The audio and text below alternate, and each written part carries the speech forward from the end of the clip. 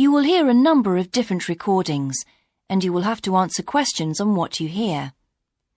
There will be time for you to read the instructions and questions, and you will have a chance to check your work. All the recordings will be played once only. The test is in 4 sections. At the end of the test, you will be given 10 minutes to transfer your answers to an answer sheet.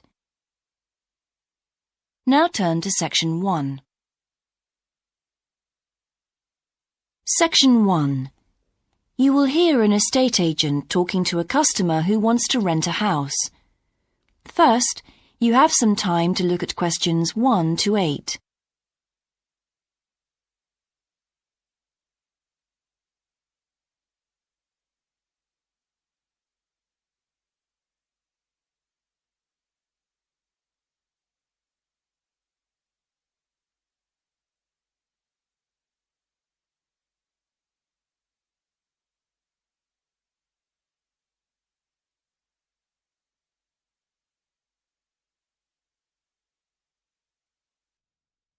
Now we shall begin. You should answer the questions as you listen, because you will not hear the recording a second time. Listen carefully and answer questions 1 to 8. Good morning. How can I help you? Hello. I'm interested in renting a house somewhere in the town. Right. Could I have your name, please? Yes, it's Stephen Godfrey. And tell me how many bedrooms you're looking for. Well, we'd need 4 because I'm going to share the house with 3 friends. OK. There are several of that size on our books. They mostly belong to families who are working abroad at the moment. What about the location? It'd be nice to be central. Oh, that might be difficult, as most houses of that size are in the suburbs. Still, there are a few. What's your upper limit for the rent? We'd like something around £500 a month, but we could go up to £600 if we have to. But we can't go beyond that. Mm-hmm. Do you know how long you want to rent the house for? The minimum let is 6 months, as you probably realise. We're at college here for 2 years, and we don't want to have to move during that time if we can avoid it. Right. And how soon do you want to move in? All our lets start on the 1st of the month. Well, as soon as possible, really, so that means September 1st. OK, let me have a look at what we've got. We have photographs of all the houses on our book, so you can get an idea of what they're like. There's this one in Oakington Avenue at £550 a month, combined living room and dining room with a separate kitchen. It doesn't have a garage, though you can park in the road. We'd prefer to have one if possible. Right.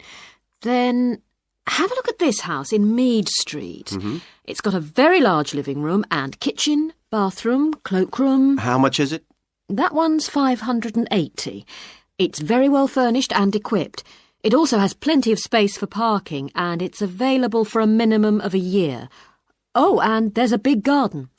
I don't think we could cope with that, to be honest. We'll be too busy to look after it. OK. Then there's this older house in Hamilton Road. Living room, kitchen, diner, and it has a study. £550 a month. That looks rather nice. But whereabouts in Hamilton Road? Towards the western end. Oh, that'll be very noisy. I know the area. Yes, it's pretty lively. But some people like it, though. Well, what about this house in Devon Close? That looks lovely. There's a big demand for houses in that area, so prices tend to be quite high. But this one hasn't been decorated for a few years, which has kept the rent down a bit. It's got a living room, dining room and small kitchen, and it's £595 a month. I think it would suit you from what you've said. It sounds fine. Before you hear the rest of the conversation, you have some time to look at questions 9 and 10.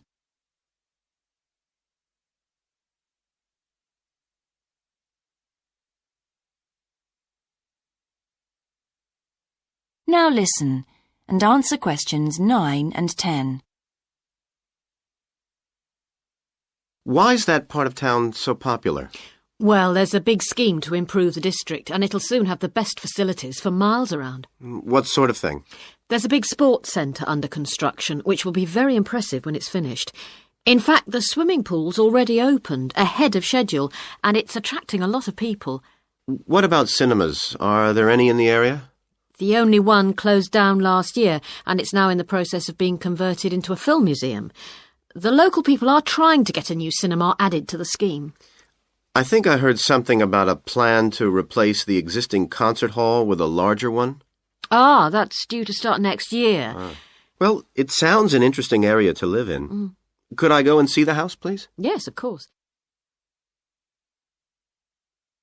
That is the end of section 1. You now have half a minute to check your answers.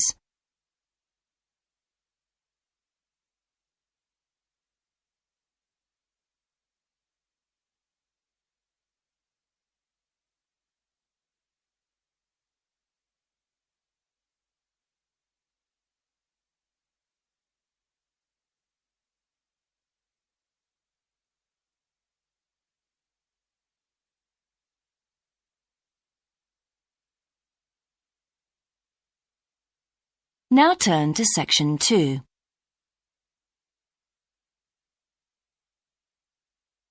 Section 2. You will hear a man talking on the radio about a national arts centre. First, you have some time to look at questions 11 to 16.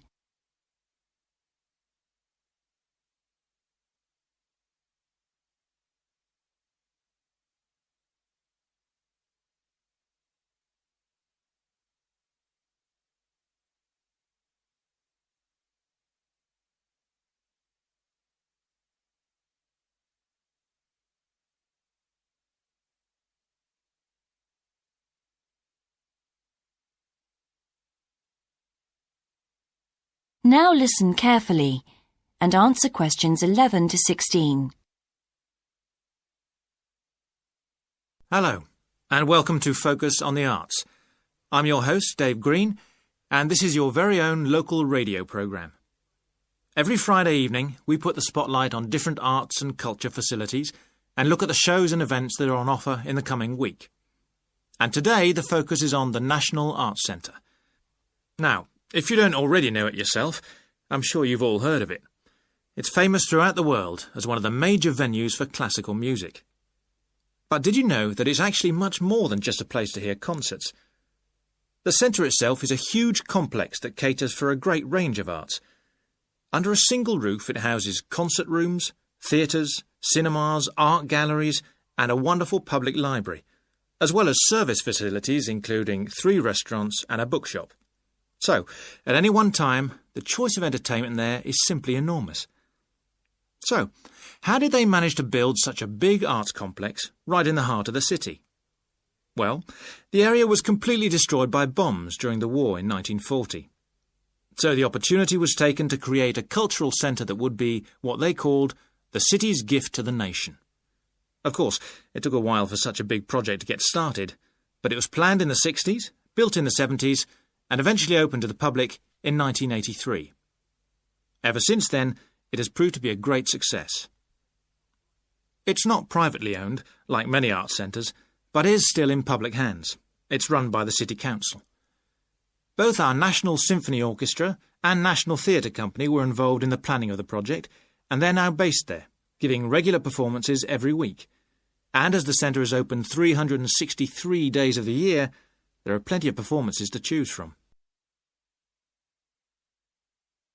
Before you hear the rest of the broadcast, you have some time to look at questions 17 to 20.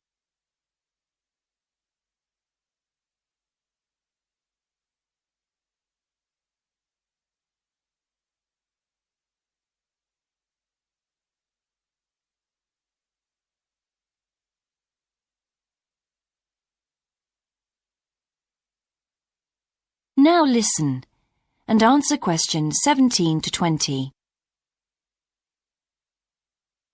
So, to give you some idea of what's on, and to help you choose from the many possibilities, we've made a selection of the star attractions. If you're interested in classical music, then we recommend you go along to the National on either Monday or Tuesday evening at 7:30 for a spectacular production of The Magic Flute, probably the most popular of all Mozart's operas. It's in the Garden Hall, and tickets start at only £8, but you'll have to be early if you want to get them that cheap. And remember, it's only on for those 2 evenings. For those more interested in the cinema, you might like to see the new Canadian film, which is showing on Wednesday evening at 8 p.m. in Cinema 2, and that's called 3 Lives. It's had fantastic reviews, and tickets cost just £4.50, which is a reduction on the usual price of £5.50. So, it's really good value, especially for such a great movie. But you can see the centre's main attraction at the weekend, because on Saturday and Sunday, 11 a.m. to 10 p.m, they're showing a wonderful new exhibition that hasn't been seen anywhere else in Europe yet. It's a collection of Chinese art called Faces of China. That's in Gallery 1, and it has some really fascinating paintings and sculptures by leading artists from all over China. And the good news is that it's completely free, so don't miss it. So why not go along to the National Arts Centre next week for one or all of these great events? And you can always pick up a programme and check out all the other performances and exhibitions on offer, or coming soon, on almost every day of the year. Next week, we'll be looking at the new Museum of Science. That is the end of Section 2. You now have half a minute to check your answers.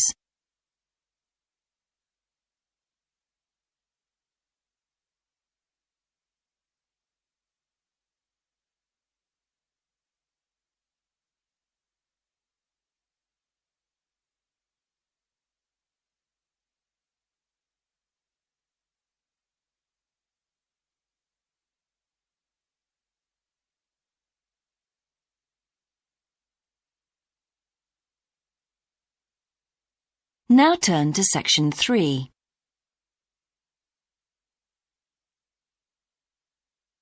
Section 3. You will hear a university tutor and a new student called Paul discussing Paul's work experience and Latin American Studies course. First, you have some time to look at questions 21 to 26.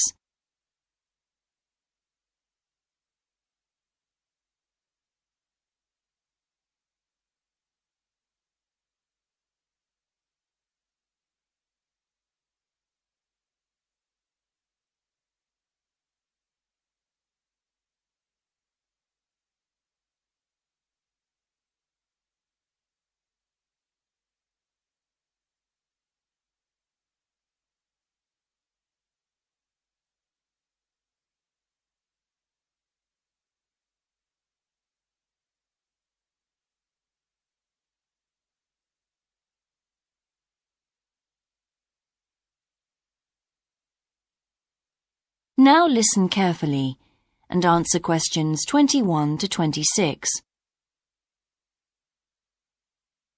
I've been reading your personal statement, Paul.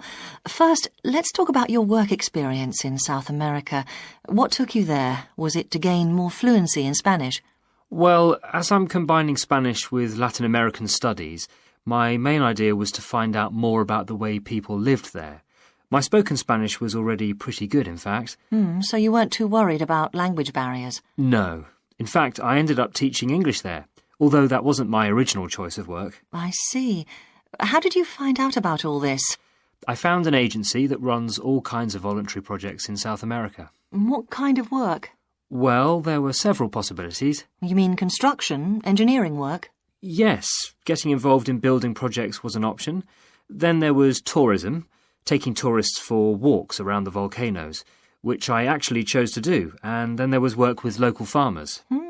But you didn't continue with that project. Why not? Because I never really knew whether I'd be needed or not. I'd thought it might be difficult physically, but I was certainly fit enough. Now, I wanted to do something that had more of a proper structure to it, I suppose. I get demotivated otherwise. What do you think you learned from your experience? It must have been a great opportunity to examine community life. Yes, but it was difficult at first to be accepted by the locals. It was a very remote village, and some of them were reluctant to speak to me. although they were always interested in my clothes and how much I had to pay for them. Well, that's understandable. Yes, but things soon improved. What struck me was that when people became more comfortable with me and less suspicious, we really connected with each other in a meaningful way. You made good friends? Yes, with two of the families in particular. Good. What about management? Did you have a project manager? Yes, and he gave me lots of advice and guidance. And was he good at managing too? That wasn't his strong point. I think he was often more interested in the academic side of things than filing reports. He was a bit of a dreamer. And did you have a contract? I had to stay for a minimum of 3 months. My parents were surprised when I asked to stay longer, 6 months in the end. I was so happy there. And did anything on the administration side of things surprise you? What was the food and lodging like? Simple, but there was plenty to eat, and I only paid $7 a day for that, which was amazing, really. And they gave me all the equipment I needed, even a laptop. You didn't expect that then? No. Well, I'll look forward to hearing more. Before you hear the rest of the discussion, you have some time to look at questions 27 to 30.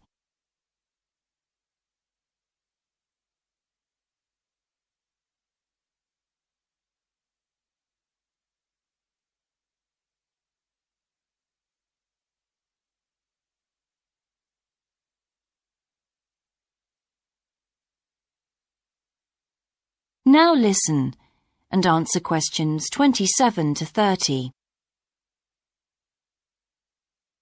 But now let's look at these modules.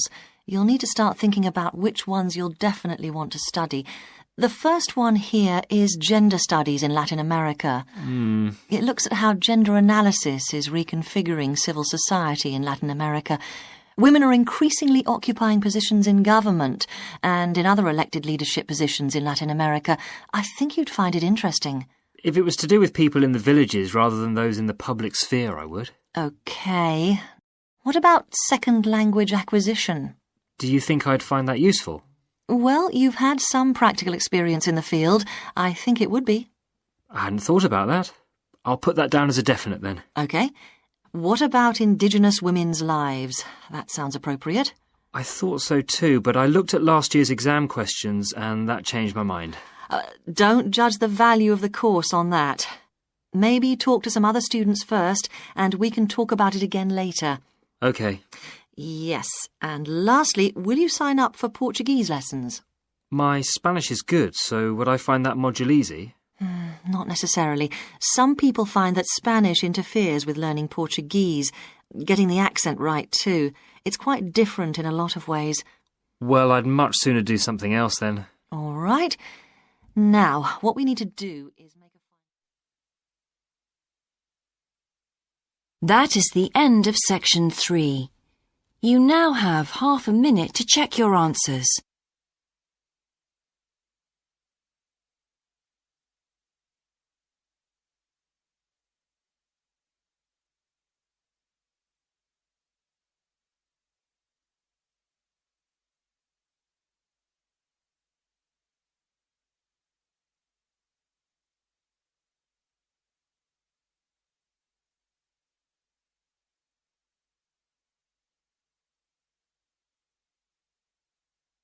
Now turn to section 4.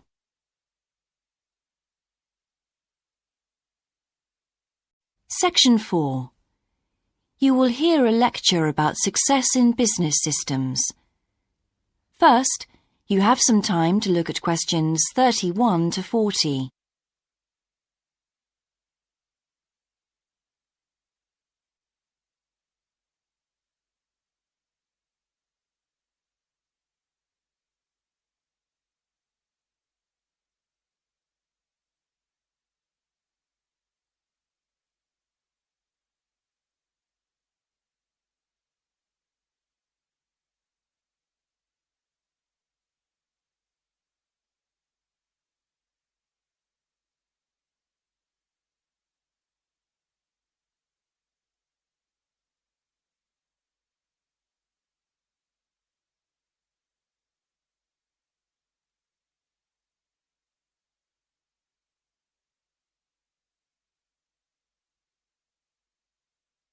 Now listen carefully and answer questions 31 to 40. Good morning, everyone. In the last few lectures, I've been dealing with business finance, but now I'm going to move on to business systems. And in today's lecture, I'm going to talk about what can go wrong when businesses try to copy their own best practices. Once a business has successfully introduced a new process, managing a branch bank, say, or selling a new product, the parent organization naturally wants to repeat that success and capture it, if possible, on a bigger scale. The goal, then, is to utilize existing knowledge and not to generate new knowledge. It's a less glamorous activity than pure innovation, but it actually happens more often, as a matter of fact. However, surprisingly, getting things right the second time is not necessarily any simpler than it was the first time. Now, there's been a lot of research into how companies can repeat their previous successes, and it certainly hasn't been confined to the United States. It seems that most large industries are trying to repeat their own successes and manage the knowledge they've acquired. But even so, it has been shown that the overwhelming majority of attempts fail. A host of studies confirm this, covering a wide range of business settings: branch banks, retail stores, real estate agencies, factories, call centers, to name but a few. So why do so few managers get things right the second or third time? Let's consider one reason for failure: placing too much trust in the people who are running the successful operation, the experts, shall we say. Managers who want to apply existing knowledge typically start off by going to an expert, such as the person who designed and is running a successful department store, and picking their brains. Now, this approach can be used if you want to gain a rough understanding of a particular system, or understand smaller, isolated problems. The trouble is, even the expert doesn't fully grasp the whole thing, because when it comes to complex systems, the individual components of the process are interwoven with one another. The expert never has complete access to the necessary information. And the situation's complicated even further by the fact that experts are usually not aware of their own ignorance. The ignorance can take various forms. For instance, a lot of details of the system are invisible to managers. Some may be difficult to describe, learned on the job, and well known by workers, perhaps, but impossible to describe in a way that's helpful.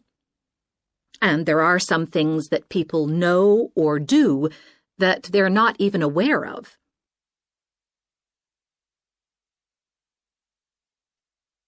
Now, let's consider two types of mistake that can occur when a manager actually starts to set up a duplicate system to replicate a successful process. Firstly, perhaps he forgets that he was just trying to copy another process and starts trying to improve on it. Another mistake is trying to use the best parts of various different systems in the hope of creating the perfect combination. Unfortunately, attempts like these usually turn out to be misguided and lead to problems. Why? Well, for various reasons. Perhaps there weren't really any advantages after all, because the information wasn't accurate. Or perhaps the business settings weren't really comparable. More typically, the advantages are real enough, but there are also disadvantages that have been overlooked. For example, the modifications might compromise safety in some way. So, what's the solution? Well, I don't intend to suggest that it's easy to get things right the second time. It's not. But the underlying problem has more to do with attitudes than the actual difficulty of the task, and there are ways of getting it right. These involve adjusting attitudes, first of all. Being more realistic and cautious, really. Secondly, they involve exerting strict controls on the organizational and operational systems. And this, in turn, means copying the original as closely as possible. Not merely duplicating the physical characteristics of the factory, but also duplicating the skills that the original employees had. Reliance on a template like this offers the huge advantage of built-in consistency. That is the end of section 4. You now have half a minute to check your answers.